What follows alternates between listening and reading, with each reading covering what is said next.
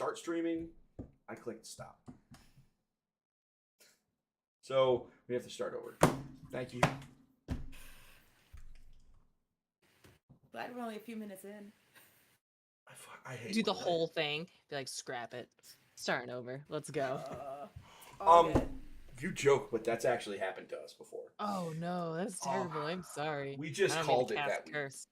Linda and I just called it that week. We said, you know what? I probably would have done the same.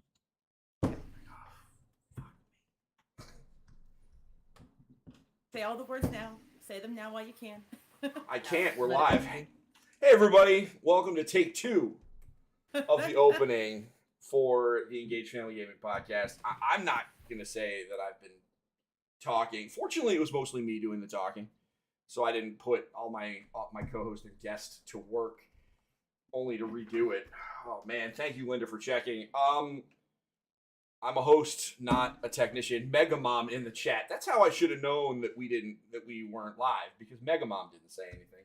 Welcome to a special edition of the EFG show. This is actually a special recording of the Engaged Family Gaming Podcast, the board game edition.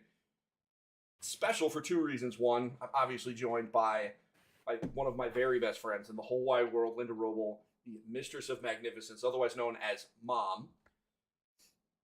And excuse me, I am also joined for the second introduction by my absolute favorite board game. Actually, really forget it. I'm not even going to put qualifiers. My favorite TikToker of all time in the universe, Danielle Standring. How are you, my friend?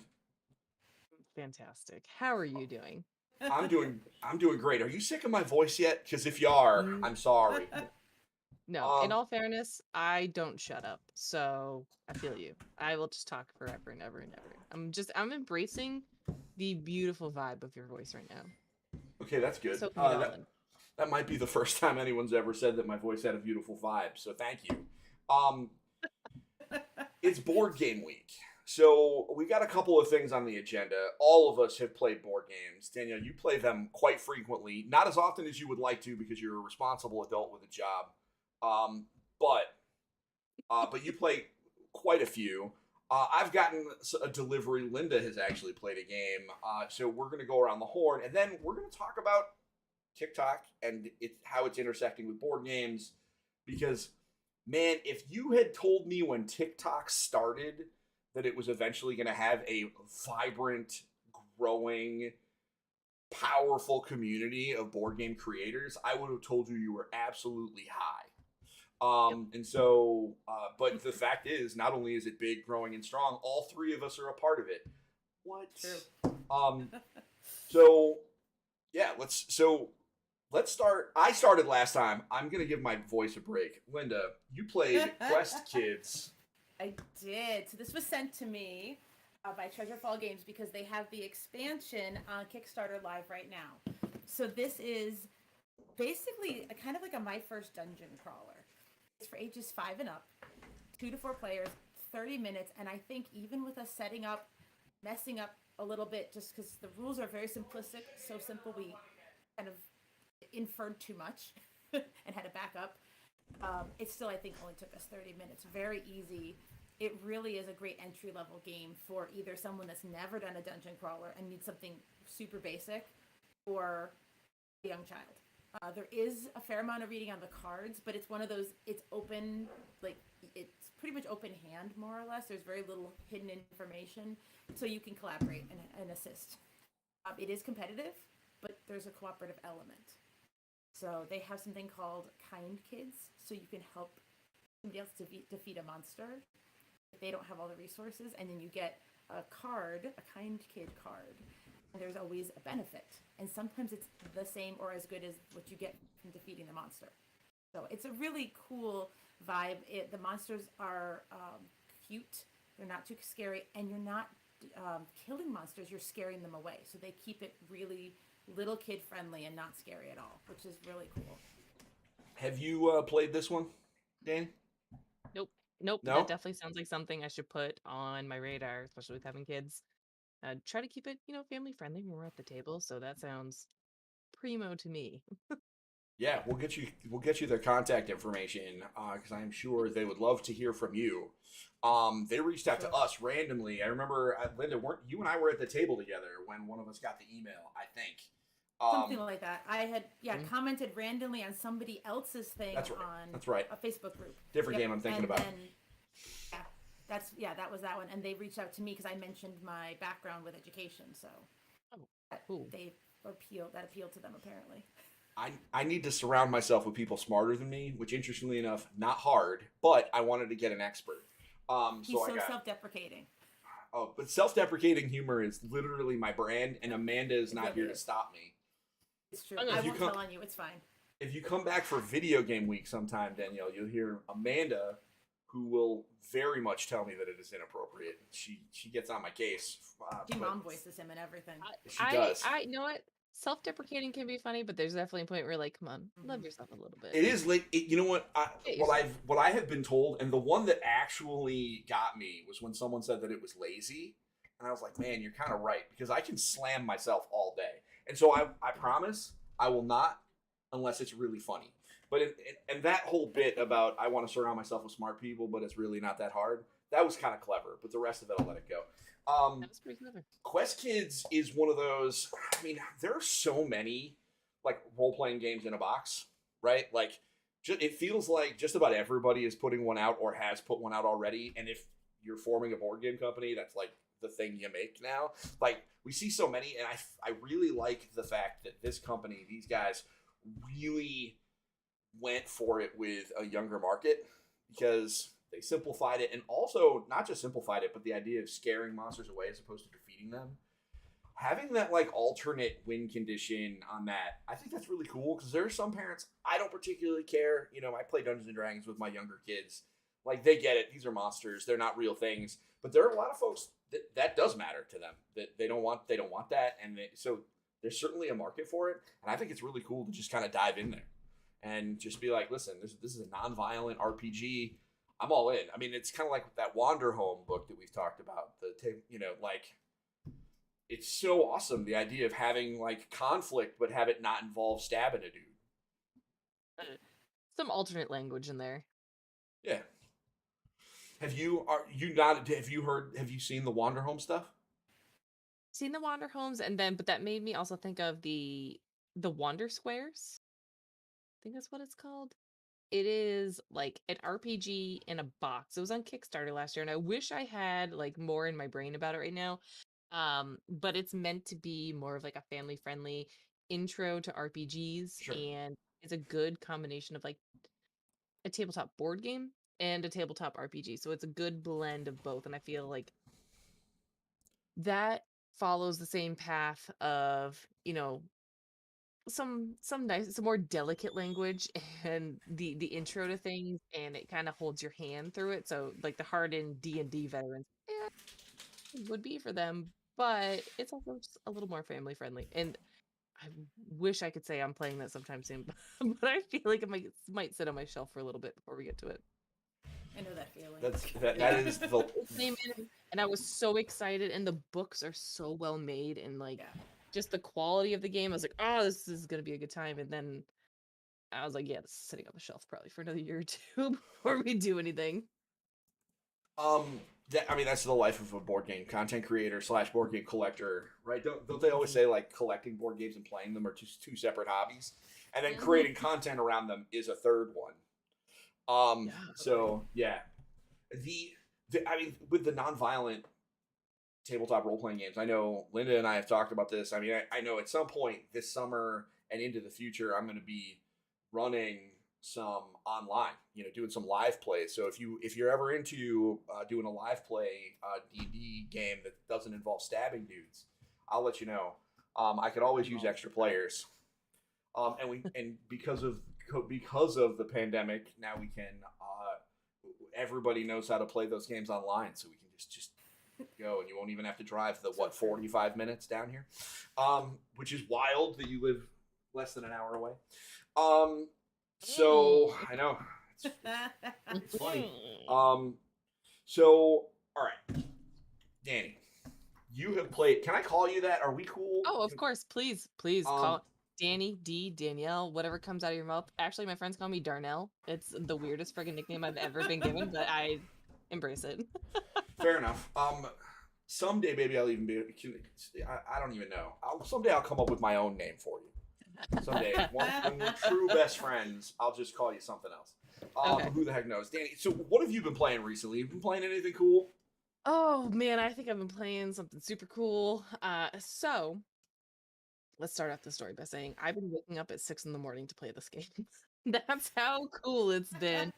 So I received Burn Cycle. This is the latest game from Chip Theory Games, the folks who make Too Many Bones and Cloudspire. And this is kind of like the child that has come out of quarantine. This has been like their pet game that they have been developing over the past 2 years. And has a very different feel from Too Many Bones and Cloudspire, both set in a very like fantastical world, like orcs and trolls and all of these like mysterious monsters that you fight. This is set in the future and it's all about robots.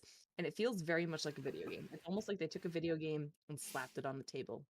It's a cooperative game, 1 to 4 players, and you play as these robots. But the whole story, the backstory behind it is that humans made robots, robots took over. I hope I'm doing this justice in some way. I'm sure I'm going to be missing some details in between. Robots took Okay. over. I'm in. As soon as you said Mm, robots, I was like, all right. That sold him in that two yeah, sentences. it went south with the robots when they tried to bring back the humans. So humans got wiped out, and then robots were like, "We need the humans back." But of course, bringing them back meant they were like, "Oh no, we're taking this over again. This is ours." So now it is like the struggle between the robot and the human faction, where you play as the robots, but there's also bad robots too with that. So there's like the captains, they're like bad humans, and then they also have like their cronies, almost like Cylons, basically. And the whole game is laid out. You're in the corporation, you're robots, you're trying to infiltrate in a physical plane. So you're like physically like you're hacking doors and you're trying to destroy the bad guards, security guards, but also in the same time you're in like the Matrix. And they call it, what is it called? I wish I remember. You have your own IP address, basically. So you're in the physical plane, and then you're also in the Matrix, and you're trying to fight off the bad robots. It is just like this mind blowing system. I don't know how you have a brain to bring this all together, but it works. And we're my husband and I are trying to get through. They lay everything out in like missions and stories and all of this. It is fantastic. And I can't Wow. wait to like show people about it and tell people about it. But that has been like our pet project for the past few weeks since I've been back from Gamma. And it is nothing short of amazing when it comes from Chip Theory as far as like production quality. Like everything is like top notch, like neoprene mats. There's chips, as you expect, Chip Theory, but then there's like these brass robot figurines that sit on Wow. the chips. They're magnetic and they sit on the chips. I That's it. Like mind Wow. blown. Mind for those who are watching, mind blown. Mind blown. It's super good.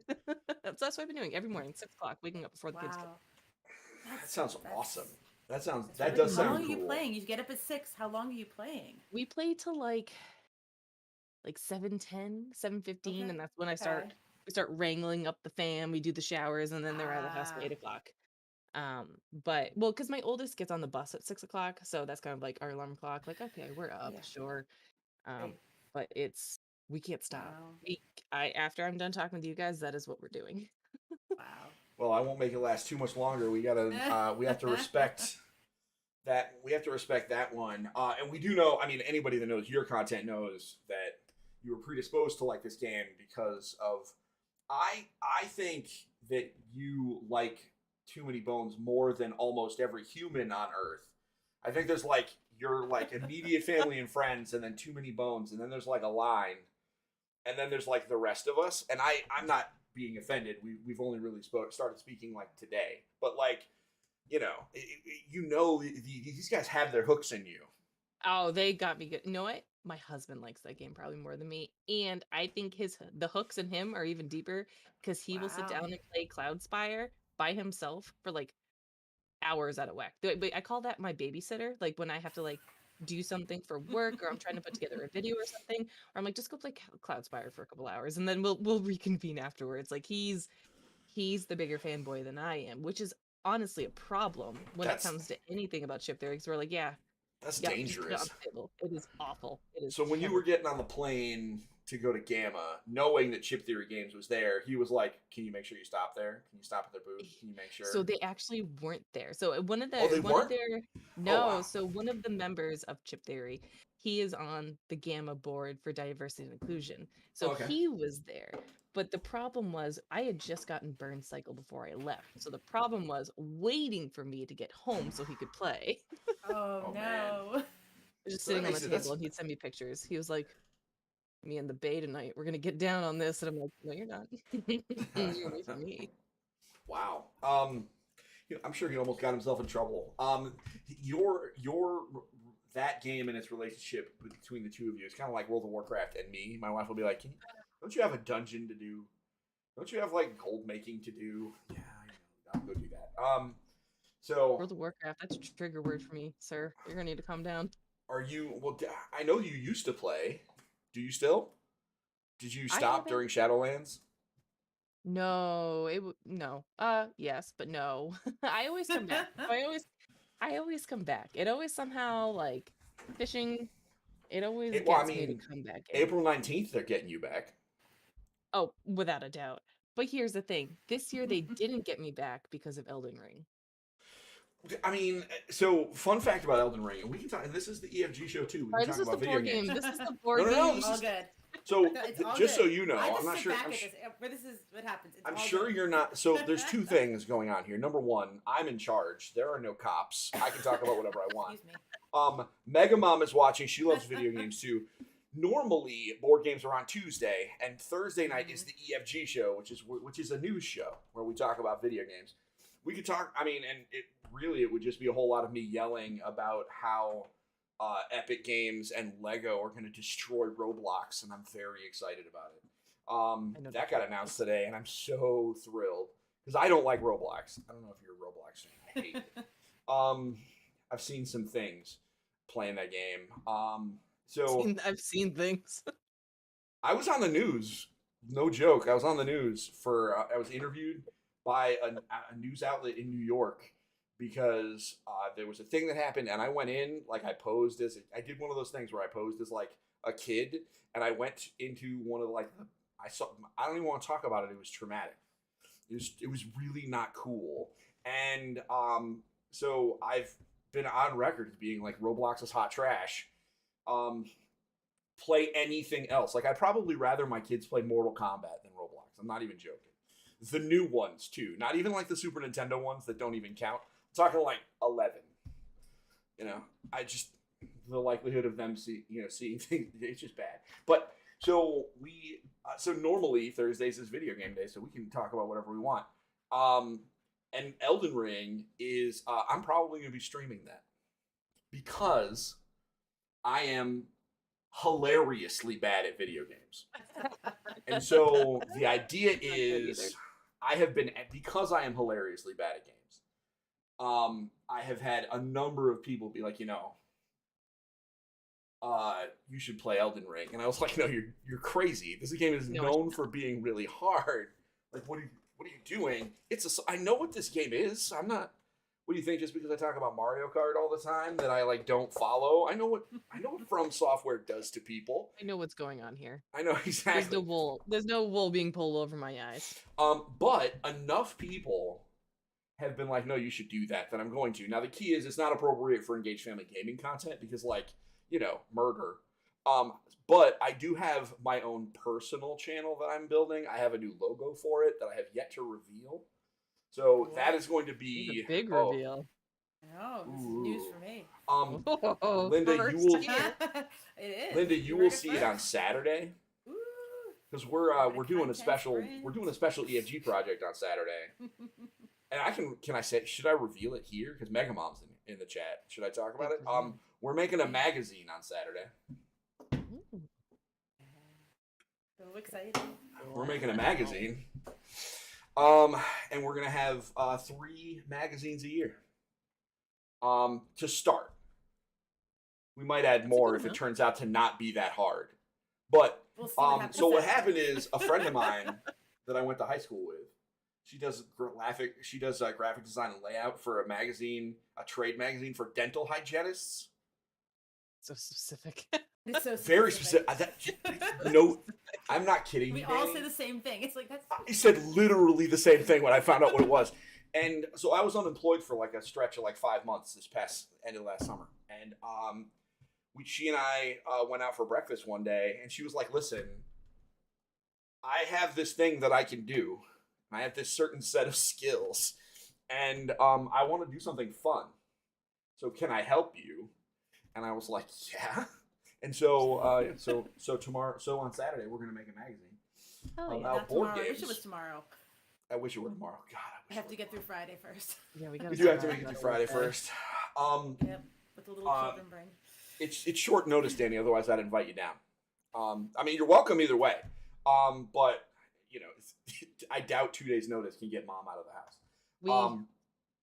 We got some things going on. Oh yeah, I know. No surprise. I just figured it was rude. I'm hosting and we still have things going on. Oh yeah, it's EFG sprints are a thing. So anyway, yeah, of course, April 19th they're going to get you back. Did you see the spoilers? No, I haven't looked at anything.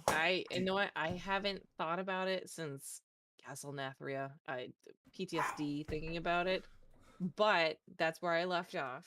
But that's also like where like my foundation of like gaming came from. Like Wow. so I'm like it is like deep in my blood. World of Warcraft get me back. You know what? Quitting in Castle Nathria, man, you missed Sylvanas. So Sylvanas almost destroyed my guild. She almost destroyed our I have a guild. love-hate relationship with her, and I don't know if I needed an actual fight with her to like solidify if it's love or hate. Would 300 wipes on her make you feel better or worse? No, that'd be terrible. I would just I cry, and especially I'm a damage dealer, so I'm the one dying. Like, Yeah, that's what my I son can does. fully imagine that. Yeah. I'm a Mistweaver monk main. Oh. I'm a panda. I mean, you can tell. I was gonna ask if you were a panda. Of course, I'm a panda. Well, you can't see, but I definitely look like my character. So, but yeah, I'm a Mistweaver monk main, Alliance side. And Alliance, baby. yeah, exactly. So we can talk all about that. I'll talk to you offline. I'll tell you the name of the next expansion if you want to know. Because do you want to know? I'll tell you right now. Well, do you want to know? I need a deliberate nod. I'm giving consent for you to tell me Okay. the name of the World next expansion. It is all right. Listen, I just want to know. It's World of Warcraft Dragonflight. Oh God, with dragons involved. Good thing I can't swear right now because a lot of words almost came out of my mouth. The leaked cover art has Alex Straza, and you know how we know that it's legit cover art? Because she's wearing clothes, and we know if it were fan art, she'd have been basically naked. Would have been naked as hell. Let's be real. She's got like something. She's wearing like.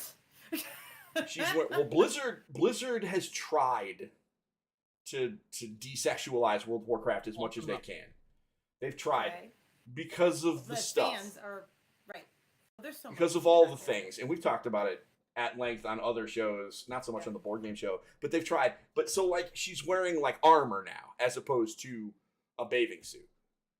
So that's how I knew. I saw that and I was like, that's got to be real because she's wearing clothes. Plus magic resist with that big. And there's a giant dragon behind her. Obvi. So anyway, enough about World of Warcraft. We can talk. You and I can talk shop. If you ever need to server hop, I'm always recruiting. I'm locked in. Been locked in for 15, 16. 16 years now. I feel think about how much time not. has passed. It just makes you sad. No. I'm just saying. I feel rude not inviting you. I don't want to. I appreciate the extent, the invite. I'm locked in. I got my fam squad. 9.2.5. You can actually raid with the Horde. I don't know if you know that yet. I want that. I have an allegiance. Anyway. Excuse me. I do not cross swords. All right. As someone on a dead server, I'm really excited because it gives me more players to play with.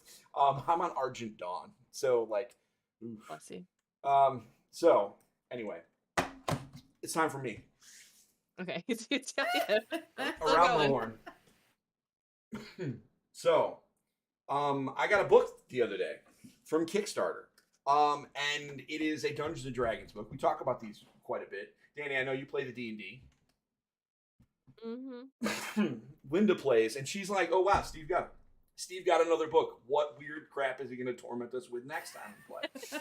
So, True. and I'll tell you, Linda.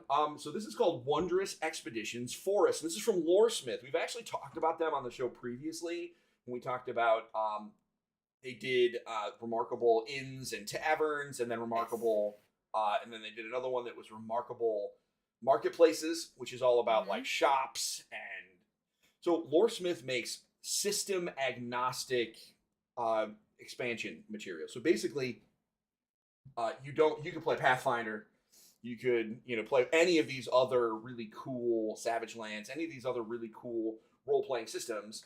And you can still use their books, which I think is genius, by the way. Really, they're just making cool lore, cool characters, cool concepts, and they give you the themes of the characters, locations, etc. And you, as the Dungeon Master, do have a little bit of work to fill it in and give them stats, or you look online because there's always a nerd making a stat for everything. So, because there's always a nerd doing something. So this series, this is new for them. This was on Kickstarter last year, and it is Wondrous Expeditions. Yeah, nerds making stats. Megamom's coming in with the heat. I mean, or you can use TikTok to make your stats. You've made a few of those. Oh my god, the D&D filter. Dan, have you seen that? You know the D&D filter where you. I'm overdue. All I do is use that. I every couple of days make a stupid Dungeons and Dragons party where I just do it 5 or 6 times in a 3-minute video, and I'm like, this is your party. Use this for your one shot, guys. And some of them have been chef kiss, like the party of warlocks, and 3 of them have a 6 charisma, so they're really bad at connecting to their patron because they're bad warlocks. But then there's the one guy, and I'm like, oh, they're just his apostles. It's fine. So this is all about forests. And so you might be like, what are you doing? This actually fills in descriptive text for just about every kind of forest you can have, or that you can imagine, be it mundane, magical, or otherwise. And it helps explain like what kinds of encounters would be in different kinds of forests and kind of how they work. So that you're not just going from a road to a field to a full forest. That's not how it works, right? They as you go deeper into a forest, or as a forest comes upon a stream, they are different. There's different animals, there's different encounters, there's different stuff you might think that might be there that you might not think of if you're not somebody that goes in, if you're not a camper or a hiker, etc. You might not really be aware that forests are different in different locations. I know that sounds really dumb, but believe it or not, they are. And I'm bad at describing that. That's like one of my downfalls as a dungeon master is I'm just not great at describing terrain unless I have prepackaged text. And I love that prepackaged text. Linda, look, I stopped the whole table to get that. I don't improvise any of that. This gives you prepackaged text that you can kind of use or move through. Huge fan. And it also has rules for expeditions, which are literally pick a start point, pick an end point as the dungeon master, and have the players, and it has rules for how they can progress from place to place. Particularly useful if you're playing if you need to add a little extra flavor to the Tomb of Annihilation D&D book, which may or may not be in the coming, like in the lineup for my nerd party once they kill Strahd. We're so close. They're so close. They gotta kill Strahd. That's it. And they're definitely going to. Like, Strahd definitely has it coming. Like, he doesn't even know. It. I mean, I've had a pandemic to prepare. And there is no way that I can even handle it. He is so screwed. It's going to be comically bad. It's going to be like an anime-style beatdown. I almost feel bad for him. Flames everywhere. I mean, after the flying bear, I mean, we've already had that nonsense. We might have had an encounter that with a flying bear. Maybe. Damn.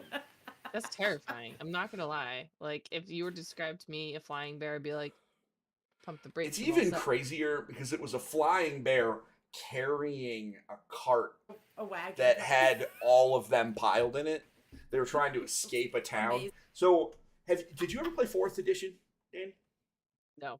So in Fourth Edition, Fourth Edition had its problems. I'm not going to try and pretend. I'm not going to evangelize Fourth Edition. Whatever. It's a book. But one of the things that was in it that I have 100% stolen is the idea they call them skill challenges. So our DM has too. He does that with us as well. Yeah. All right. So I did a skill challenge with them, and this was the very first one that I did. I watched the YouTube video where the guy was like, "Check out, this is what skill challenges are." Mm-hmm. And that afternoon, I went to and we had a game. And I was like, all right, so you're in this town, and they confronted the adventuring party because things got out of hand, and like they do. as one does, and the sorceress decided she was gonna fire a shot across their nose and unintentionally top down at a group of guardsmen and just left husks and of dead bodies, and so obviously it irritated the village. So they had to get out of there fast. So he used a strength check to pick up the wagon in bear form. So he's holding the wagon, and then the sorcerer cast fly on him. And so he made a strength check to fly through the air. The party. Holding with the wagon, and with the party on there. With the party in the wagon. Because he was strong enough, we looked it up, how much a bear can carry. It was within his weight limit. And I was like, you know what? Barely. Now, it was just barely. Now, some people may be like, but you could have stopped that at any time. And you're right, folks, I could have. But I always vote for what is awesome. And creativity, baby. And there is nothing more awesome than a Baradactyl. Because that's what we call that maneuver. It's the Baradactyl maneuver. And I made it challenging. He had trouble getting the lift. So they had the problem. The final skill check was that he had to more or less steer to get around the last guard tower. You know what I mean? I made it challenging.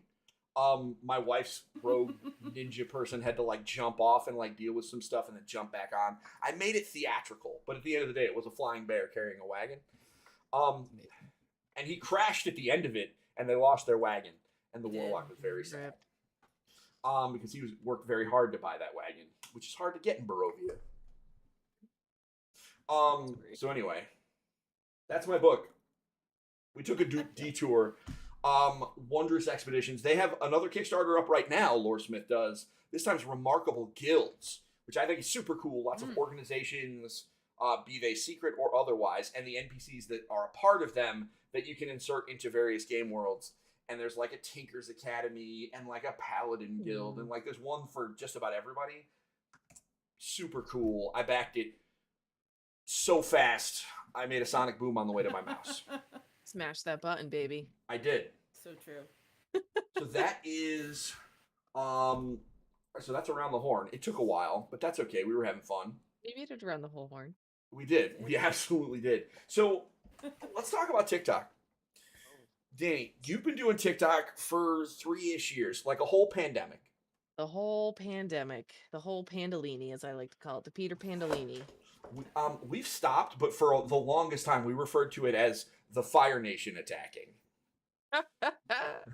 But we've kind of stopped. I don't know why. I just, the joke got old.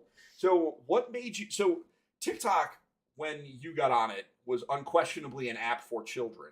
What made you decide, I'm making a joke, not really, grown-ups were on there, but what made you decide to download it and do it? So I was home. I was home with both the kids, my oldest and my youngest. I work from home, and I was spending a lot of time with the kids. So, not that I don't have any friends, but I didn't have any friends. So I was like, I'm gonna talk to the internet. I do have friends. That's a bad joke. If my friends ever listen to this, I'm sorry. I love you guys. But during the day, I was like, I need an identity. Right now, I am just a working mom with hobbies. But I never get to express that. And I feel like as you get older, I'm well into my 30s and doing the mom thing, I felt like I was kind of losing myself. I was like, who am I? Who am I? So let's tell the internet who I am, because that seems like the reasonable thing to do. It started off with me posting videos of my kids, but I'm also not trying to exploit them, so I felt very weird doing that. They were funny, the videos were funny, but I also felt a little dirty doing that. And then one day I jokingly was like, oh, maybe I'll talk about Gloomhaven. And I talked about Gloomhaven, and for whatever reason, the people wanted to listen to me talk about Gloomhaven. So I'll make another one talking about, I can't remember what my second video was. It was maybe about Splendor. It was probably about Splendor. And people wanted to hear me talk about that. And there was comments and back and forth. And then I made a joke about Kickstarter. And I think that kind of sealed the deal with me and making content. And I was like, oh, there's like room for jokes about board games. Like, there's enough people in this world that understood that stupid joke I made. And I went with it. And over time, my content has gotten better, and my relationships with people in the board game world has grown enormously, and I'm very grateful for that. And I just like doing it. I love doing it, actually. I was always into board games, but I think this made me more into board games and more diverse in the games that I play. Because in the beginning, as a board game snob, I was such a snob. I was like, this isn't a heavy euro. I don't want this. What's the weighted average on this? 3.1? Not for me. I don't want this. Oh, it has dice? Huh, puppycock. I don't want it. But being a person on the internet and communicating with people and just general interactions, or sounds like, just try it. I promise. Like, you'll have a good time. I'm like, sure, yeah, I'll keep an open mind, and I play new games. And Too Many Bones 3 years ago, I never would have played that damn game. It is all dice, and I was super competitive, and I never wanted to play a co-op game. And here I am. It's my favorite game, and all I want to do is like dungeon crawl and play with my friends and have fun. So it has been a journey for me, just like kind of finding who I am, like post being a mom, which is kind of hard to explain if you've never done it. Um, it's given me a good outlet, and now I'm Danny Standring on the internet, which is bizarre. My husband looks at me, he's like, "Who are you? Like, what happened here?" And not in a bad way, but he gives me like the, "How did we get to this point?" You can go, well, 3 years ago. Well, let me tell Yeah. you a story about the time I downloaded TikTok, and that was it. The end. Oh, it's There so once was a funny how those story things all about evolve. how. You know what? The idea of finding yourself after becoming a parent. I'm not gonna. I mean, specifically, I can't speak to the finding out finding yourself after becoming a mom, as I am not one. However, most of EFG staff is, and I can say True. that is not when you say that and you say like it might be kind of weird to think about. No, the audience here 100% understands that voyage, that kind of vision quest. All y'all have to go on, and I feel a lot of the same way, right? I want that's part of the reason why I started EFG 8 years ago is that I wanted, I was talking about this stuff anyway, so Yep. why not use content tools? This is obviously before even Musically, which turned into TikTok. Um, but the idea of you're sometimes you're just called to do it, right? Like it's happening. You all of a sudden people want to hear what you want to say, and I don't want to say it's addicting, but like there is It's something addicting. cool. All right, I'll own it. There is something really cool about getting better at talking about something that you like Mhm. to the point where other people actually give a damn what you say. It's a wild process. The fact that people actually care about the words that come out of my mouth. And it is strange. It is strange. And I knew going into this, there were things I didn't want to do. Like, there are ways I consume information, and there's ways I consume my own board game content. And I was told myself, I was like, I'm not going to do that. Like, I don't want to watch that. Like, I don't want to make something that I don't even want to watch. So the fact that I've like stuck to my gun and kind of made the content I want to do, and people actually like it. What? Who who let me have a phone to do that? Like, that's crazy. But I think It, that's the key right there. You're making what you would like, Mhm. and other people have the same opinion. So that was I was this fall. I was like, I kind of want to get on TikTok, but I was hesitant. I mean, to be fair, I'm the oldest one in this room right now, so to speak, and like I just was nervous about jumping in. And Steve's like a advice to little. me was, I'm still the oldest. Listen, I've owned my old. I'm old. It's fine. I tell my students I'm old. It's fine. I own it. It's the best. And then they tell me I'm not, and it's funny. But It's always funny when someone's like, no, you're not. And you're like, realize, can it. my first grade. I teach first grade. I tell my first graders I'm 88. I'm not 88, but I tell them that's all I'm going to tell them. And they're like, no. Well, that's the best part. Kids that say, "Wow, you're old." I'm like, "Oh, I got to check your math skills." Let's do a timeline. Let's look some close. Yeah, let's look close at you, my love. No, but Steve's advice to me was go consume. Go just watch TikToks, see what you like, see what doesn't jive with you, and that's how I spent the first month. I think I had the app. And I told her to watch you, by the way. Yeah, you were one of the people I told her to watch. Oh, thanks. Oh, I was on TikTok for a solid almost a year. Like when TikTok started to become a thing, like after Musical.ly, I was like, yeah, I'll download it. Sure, I'll be on there. It took me a long time to post my first video just because I enjoyed it. I was definitely a consumer. Like that's the platform I enjoy. Like, and finally one day I was like, yeah, post. Why not? Sure, YOLO. Yeah, you know what? I definitely consumed. Man, my algorithm has gotten messed up so many times that I've had to basically restart. Before I learned what a burner account was, now I know. Now everything's easy. Like now my actual stuff is. I don't even have one of those. Just have another account. It's not oh, I can't. I can barely manage my own account.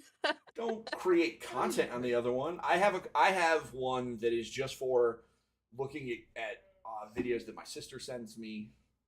Because my sister sends me stuff that's very inappropriate. My FYP is a wild place. And well, the problem is TikTok is TikTok. Well, I mean TikTok. The TikTok algorithm for someone who consumes content late at night and has ADHD can make your FYP scary. I honestly don't even look at it. I really only look at the people that I follow. Because the FYP, I have no idea what the heck's going to pop up there. But now I have a burner account, so it's a little bit easy because there's certain accounts where I'm like, you know what, I'm just going to put them on there. I think and I'll just follow them. Just because their content's not inappropriate, but because it gets lumped in with content from people who are, it's like, whoa, I don't want to accidentally like this from my family gaming channel. But anyway, so the first video of yours that I watched that was like, this is one of my people, was honestly one of your Splendor videos. Because you hit his game. Because Splendor is one of my favorite board games of all time. It was like the first game to go on the EFG Essentials list. I will defend it. I just played Marvel Splendor the other day for the first time. Die on my hill with Splendor. Oh, man, Splendor is so good. Now the problem is I don't have a playmat. You do. I gotta get me a Splendor playmat. I'm just a bum. That playmat. Who? It's a game changer. It's as someone, you know what though? Oh, I need to rephrase this because come up bad. The game doesn't match the playmat only because the game has been played so much. It looks like it's been through like a garbage disposal, and the playmat is so pristine and so fancy and fresh, and you're like, wow, this looks great. And then when this card comes out, you're like, wow, this looks like crap. It's been well loved. It's like putting a chicken nugget on fine china. It's terrible. I mean, I'm not gonna hate on chicken nuggets. I had a 6-piece chicken nugget Happy Meal tonight. All right, come at me. But that was what I mean.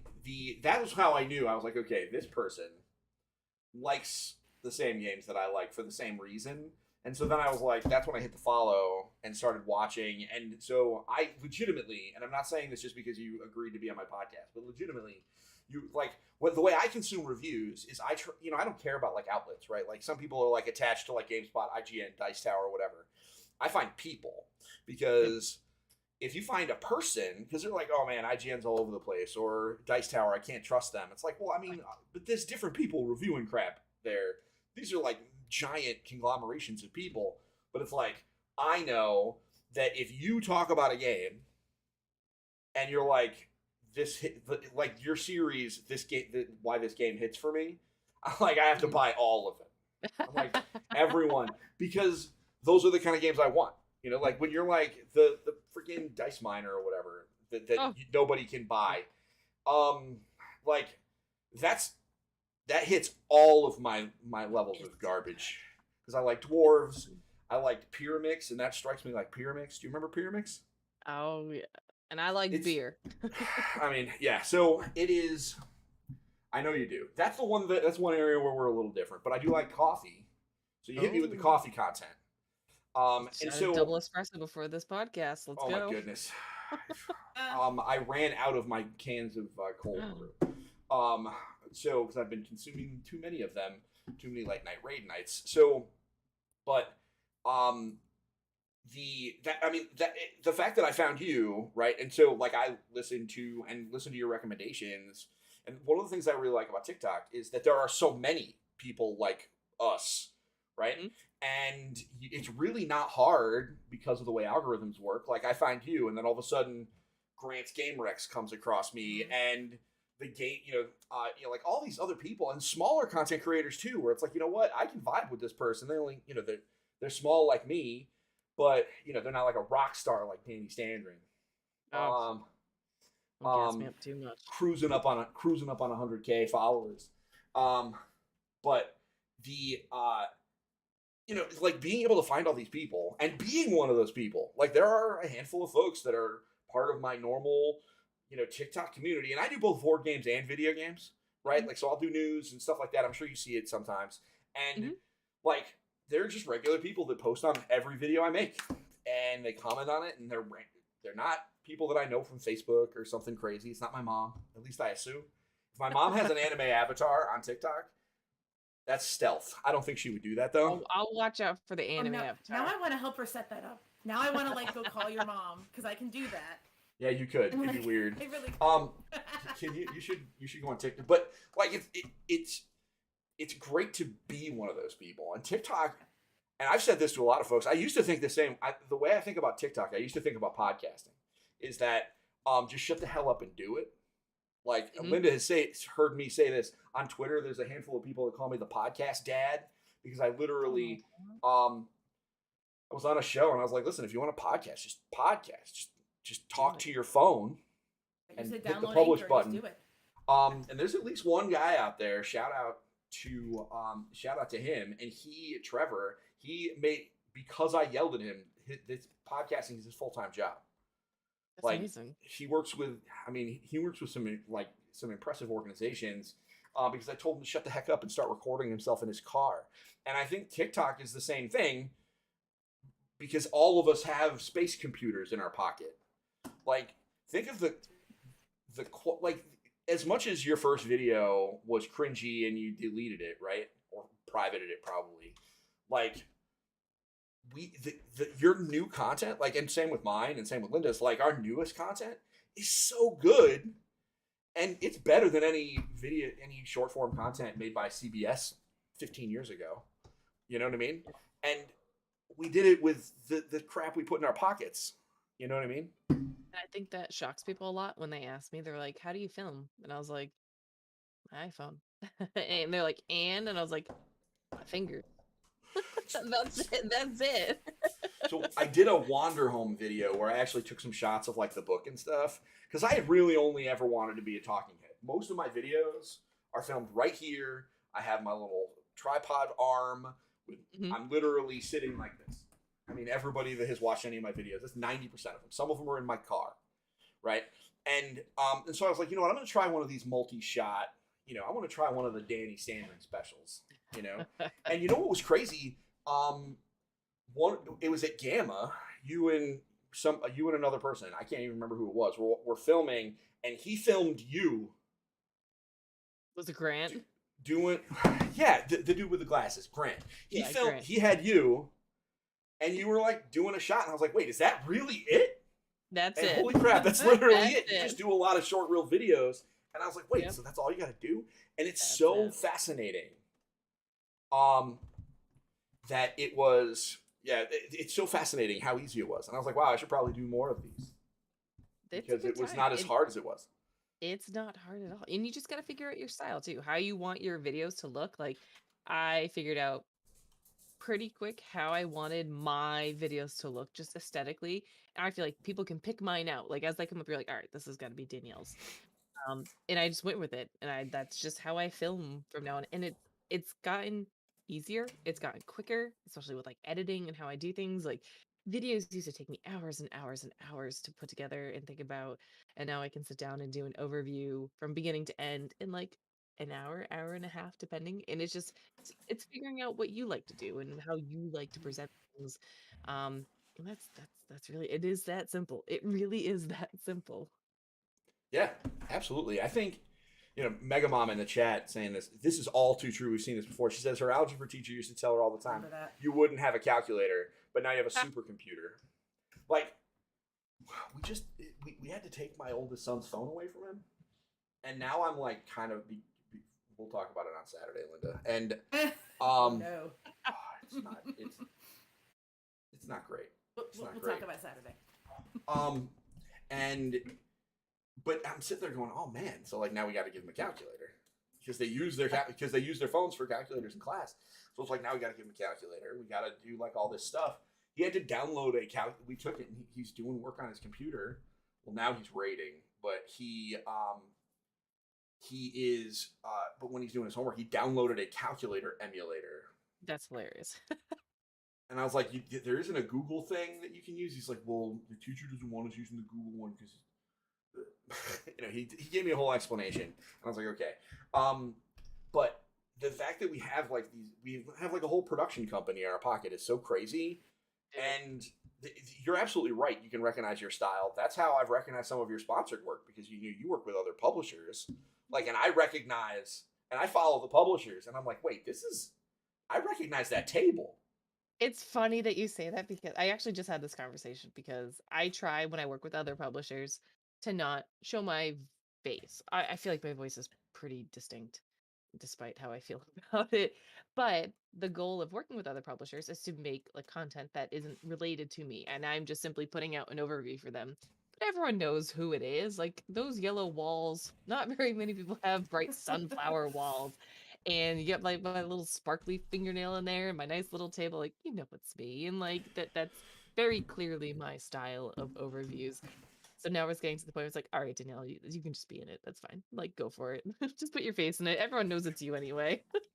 I mean, people that did I ruin the gig? Because on one of those videos, I was like, oh my goodness, this is my favorite TikToker. And the then, Game Right one. Yeah. Did I ruin it? Did I make a mess? You didn't ruin it. Okay, good. It's been that way. And the same with the Portal account too. Like there was no hiding. There was no mystery there. Like it's me. So yeah, that's me. All right. Well, I mean, I knew because I was like, I recognize that table and I know that voice. But you don't do any of your extra animated voices on the promotional stuff. I try to keep it as neutral as possible. Like some folks like that, not everyone likes it, and I try to, especially with the paid stuff, we're gonna keep it neutral. I just want to tell you, I love your stupid voices. They are your stupid. My husband's so sick of my antics. Well, I mean, yeah, but listen. If my wife were in this room, we could talk about all of my antics that she is tired of. Also, so that comes with the course. So, I mean, all right. I had a thought and then I coughed and like I just shot it right out of my ear. It's across the room now on the couch. I got it. So thank you. Oh, good. Throw it right back. I just got it. Back. So you just went to Gamma. Yep. In Reno, which by the way, now that it was you and Grant, because I was watching you guys' videos. Now that I remember who it was, I'm like, I gotta go next year because I know I could get there. I mean, I know that we've been told that Engaged Family Gaming is big enough. We can go. I mean, we could. I can't miss that. It's so rad. It's so worth it. I prefer for board games. I prefer industry only events. Like I prefer New York Toy Fair to like PAX Unplugged. Just because it's less crowded. Mm-hmm. New York Toy Fair was the first, believe it or not, was the first convention I ever went to for EFG. So like, which is super wild. Surprise. I applied totally by accident. If you want to go with somebody next year, you can come with us. By the way, totally Applied by welcome. accident. We just showed up. Well, I applied as a joke. I was like, "There's no way I'm going to get approved," but you know what? Whatever. Let's try it. And because I have a buddy of mine that actually works in the toy industry, like he makes Mhm. toys, and he's like, "You should apply." Whatever. What's the worst that'll happen? They'll say no, and I was like, "That's a good point." And I applied and was approved within like 8 hours. You're like, what? Well, it I turns don't want out this. they explained it to me at the front desk. I actually asked because I showed them my traffic numbers, because they tell you to bring your stuff, and I had like a whole binder the first time I went. Now I don't. I don't overthink it at all. But they were like, no, there's because Toy Fair is so huge. Like you could be like a big influencer in a specific niche audience and still need access. Like how many views can you get a month unique on a blog about like plushies? Not necessarily many, or like somebody that really only does puzzles. And because Toy Fair is so big and Mhm. covers so many broad stuff, they just bring people in. But so like I love the industry only board game stuff because I also don't want to ruin other people's fun by like working.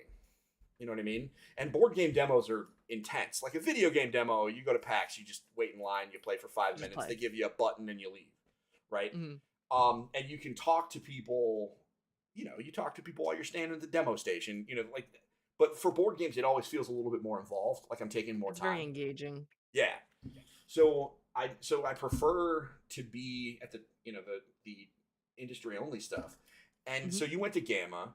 Was this your first like big industry only like trade show? Because I know you've probably gone to Yeah. PAX and stuff. Mhm. Nope. Did penny of plaques.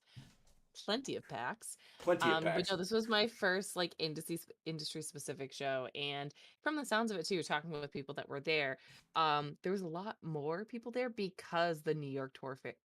I don't know. Why I'm struggling to talk right now. Toy Fair had been canceled, so there was like a decent amount of people there. And this was the first year they had invited media in um to be there. So they had a lot of like media specific events. They had the first look room. They had like I think it was 20 publishers there showing off games that were Wow. either, just completed Kickstarter, getting ready to go Kickstarter, or preparing for future release. And then they also had this like speed dating event where we were invited to sit down one on one with the publisher. We had 6 minutes, so 3 minutes for us and Wow. 3 minutes for them to kind of pitch their game, and we would pitch our services. And it was like 2 hours long, and it went Oh, by wow. like that. It was so fast, but it was really cool. But just getting first looks, and you're totally right about like not wanting to make people work. Like Gamma, everyone was there specifically for business. Like we were there to, tell people about what we can do for them as someone in media and what I can do as a content creator. And they were there not to like pitch their game to me as a consumer, but pitch their game to me as someone who like actually likes games and wants to show people how to play games. So the conversation and the dialogue was very different from when I would sit down at like Gen Con and talk to someone about a board game. It felt more intimate too. Like it wasn't just like, oh, damn, another person I have to talk to about a game. It was like, oh no, I want to tell you about this game. Like how, what can we do to get the word of this game out? It was one of the best experiences I've had in the past 3 years is being someone talking about games on the internet and just the whole feeling of the show, the air of the show. It was very relaxed. The hustle and bustle wasn't there. You weren't like brushing shoulders up against people, just like putting stuff on the table. The fact that I can just sit down at lunch and someone would just sit randomly with me, like, hey, doing lunch right now? Can I tell you about my game real quick? I'm like, yeah, come on in. It was just 4 days of just like free for all, just nonchalant conversations about games. And I developed relationships with people that I never would have gotten at something like at PAX Unplugged. It was fantastic. And I sat in on a bunch of seminars, a bunch of marketing seminars too, which was really cool to hear like perspectives of people who are working for big companies. Like Jenny from Pandasaurus was on a panel and she was talking about like her goals working for Pandasaurus, working in marketing. And just to hear it from their perspective was great for someone coming from the other end and what I can do to help them. Because even though they are in marketing and they're games, like we still play a lucrative part in that. So it was good to make the bridge between all that. And That's awesome. getting to Reno, though, that's a different story. You're like, I think we can get there. I'm like, I don't know if you can because I almost didn't. Oh no. Okay, I mean, But I can't account for planes. Planes are complicated. it's an absolute nightmare because there's no direct flights there. So, Oh no. but they are, next year is going to be the last year in Reno. And then I believe in 2024 is when they're moving to Louisville. So it's going to be more centralized for everyone and way easier for everyone to get to. It's going to be great. Oh, I will be Louisville. there. Louisville is so much closer.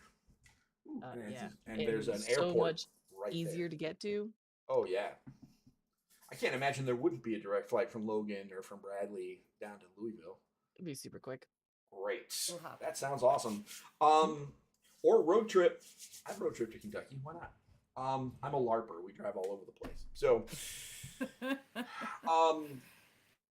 I loved watching it through because I had some, the family gamers. Andrew was down there, and so I watched, followed his pictures and stuff on Facebook, and Derek, Mr. Funk's out there.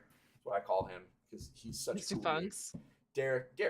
I call him I Mr. spent a lot of Funks. time with Mr. Funks himself. He did. He's such a freaking hysterical dude. I keep trying every time he agrees to come on the show.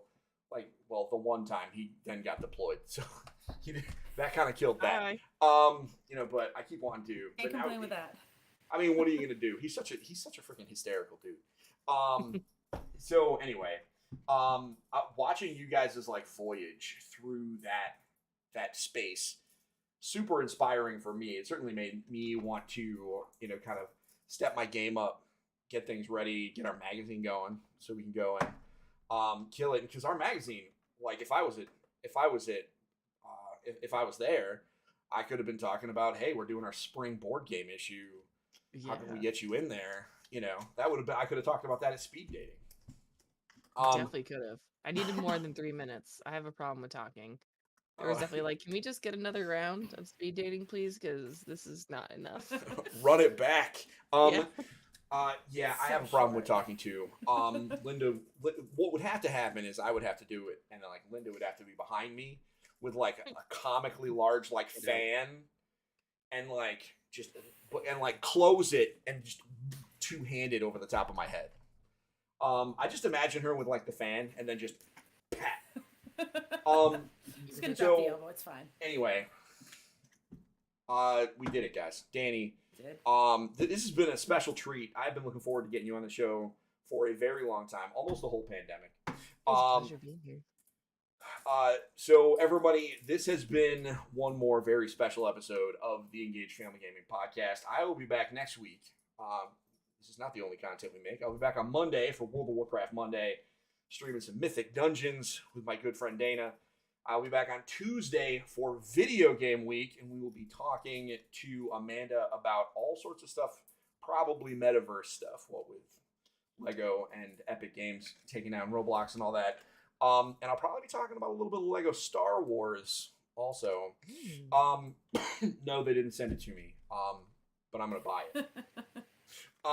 Because of course I am.